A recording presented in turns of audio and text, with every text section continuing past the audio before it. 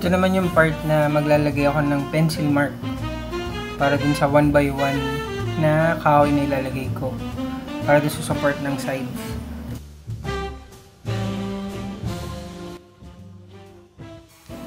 So ito naman yung part na nagbubutas na ako para sa nut and bolt na ilalagay ko para dun sa gulong ng mismong cart.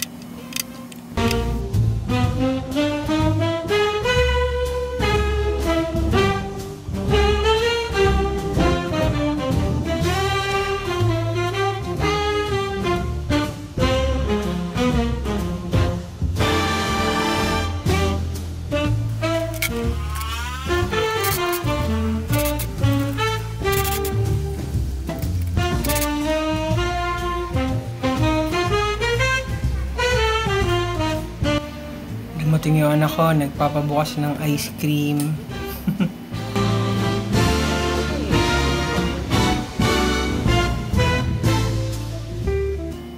Harapan na part na kahoy.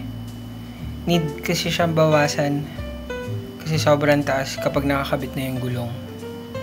So ayun, kakat ko na lang ulit.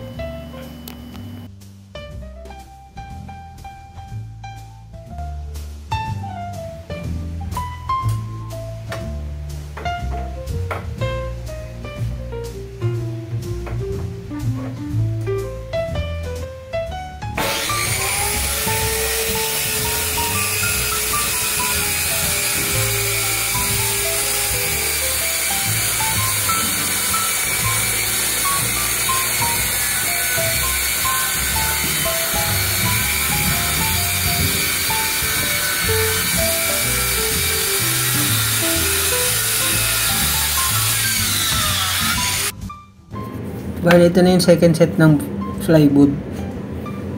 3/4. Hindi kasi nagkasya yung isang buong plywood na 8x4 o 4x8. So ayan, magkakat ulit ako ng kasunod. Para sa sides naman to, yung sa gilid, kaliwat kanan. Hindi kasi umabot yung isa dun sa sukat ko.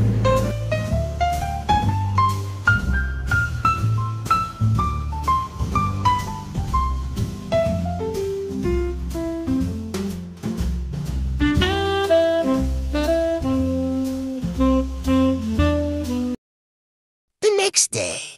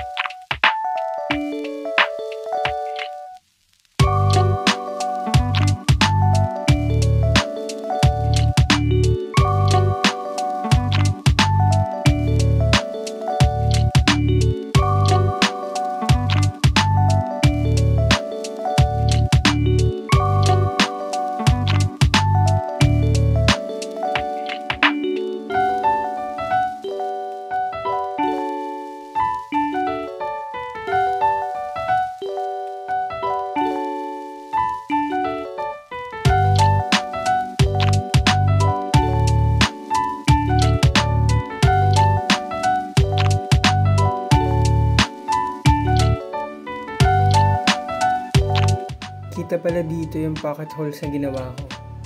Hindi ko na siya ginamit kasi hindi dumating yung in-order ko online na pocket hole screw. Hindi kasi uubra yung regular na black screw. Kaya yan.